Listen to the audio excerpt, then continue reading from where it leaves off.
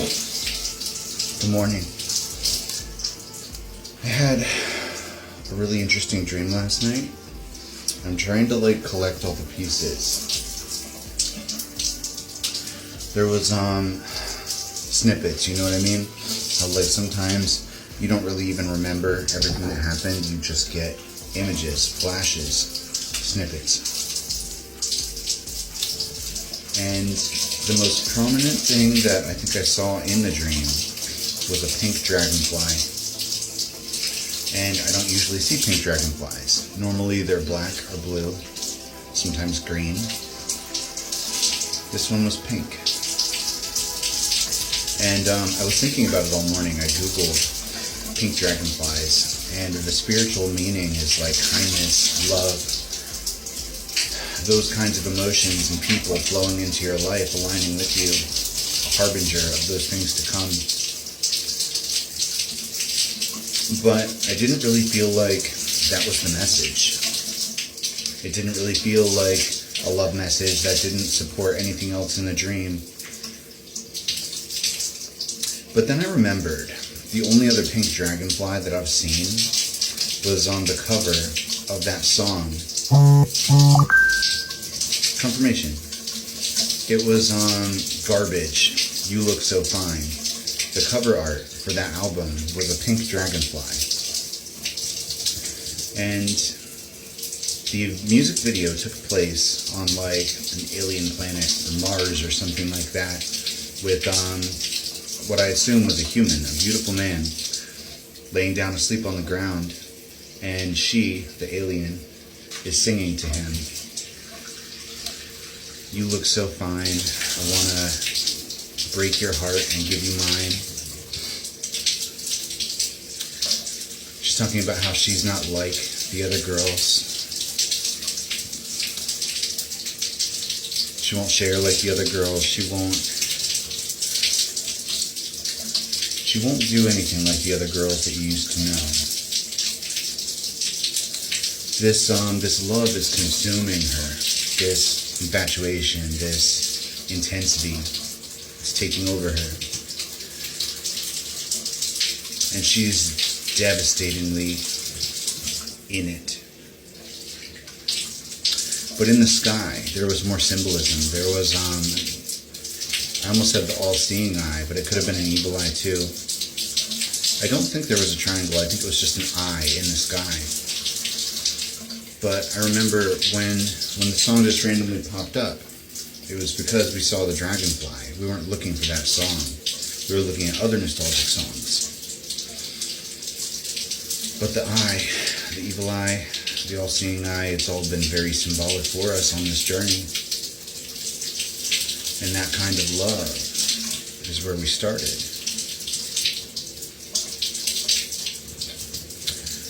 Heartbreakingly beautiful emotion. I'm hearing a Lindsey Sterling song. I have to remember which one it is. So I just listened to Transcendence, and that was one of the last songs that I sent to my twin flame. And the thing about it is beautiful sadness. Because it has two overlaying strings of music, right? Two melodies, I think the right word is. And one of them, the underlying tone, is sad, it's mournful, it's long drawn out, it's beautiful. It's heartbreaking, but sweet. And then the overlaying tone is motivational, it's inspiring, it's energizing, it's building. And you wind up with this beautiful mix of sadness and inspiration. And I'm seeing Phoenix energy, death and rebirth. And that encapsulated that part of my journey so perfectly. And I don't think I even realized it at the time I sent it. It's just what I was listening to. It's just the emotion that I wanted to share with him at the time. But it was bigger than that, I guess. And as I listened to the song, Transcendence by Lindsey Sterling, I remembered more of the dream. I don't know why we needed to get in, but it was me and one other person that I can't remember. I don't know if it was a man or a woman or who it was.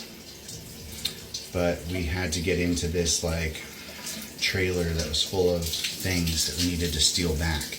It was almost like they were wrongfully taken from us, or that they needed to be recovered somehow.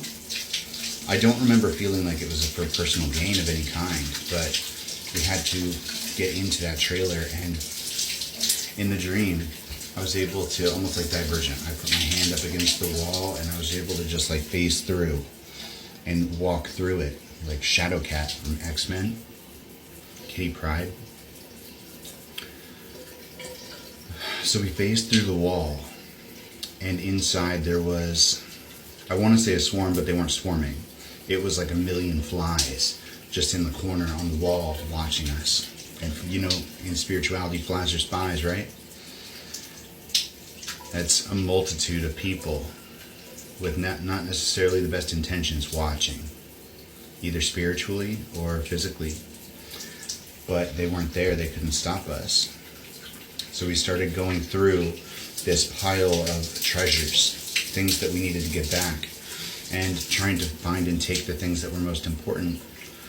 And I found these two lockets. They were almost spherical in shape. They almost reminded me of like, I don't know, like a nut of some kind, because like it was a little ball, and then when you open it, it had like a spherical part on the inside, like a fruit, like the nut of a fruit. That's what it reminded me of, but it was a locket with like wood tones. And there was room for pictures inside, and I remember telling the other person like we should take these. And I felt like I was supposed to put pictures inside of it, like it was me and someone that I loved, and we were supposed to each have one. We were supposed to have the pictures inside of them. And if you watch that part of the journey, then you know that we both had to deal with the fixation of pictures, of keeping pictures of the other person, almost obsessively, scared that we would forget each other's faces. Like we had to look in order to know that it was real. But part of that journey was surrendering those pictures and not needing them because it was a crutch. Not needing the pictures in order to be happy, in order to be able to let go. We had to let go of the pictures. So I did. And all this is saying to me that maybe I'm supposed to have a picture or a locket, or maybe I'm supposed to find those somewhere online. Maybe I'll look for them. But when we got out of that trailer, when we gotten everything that we were supposed to get, or everything we could carry, and we finally managed to phase back out, because there was people on the outside, and I remember that I couldn't just phase back through because I'd be seen, even though we were already being watched, right?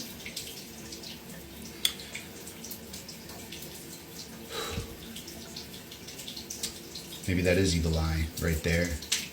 All of the flies and the eye in the sky imagery from You Look So Fine.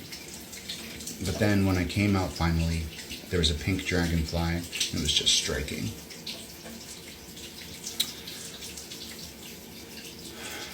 And I can't help but feel here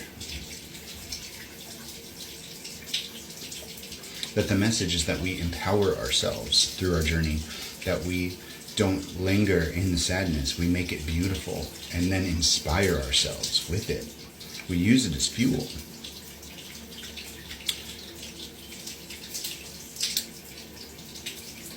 And I'm not sure if this is supposed to tell me, because I haven't kept any keepsakes of the twin flame. I haven't kept any pictures.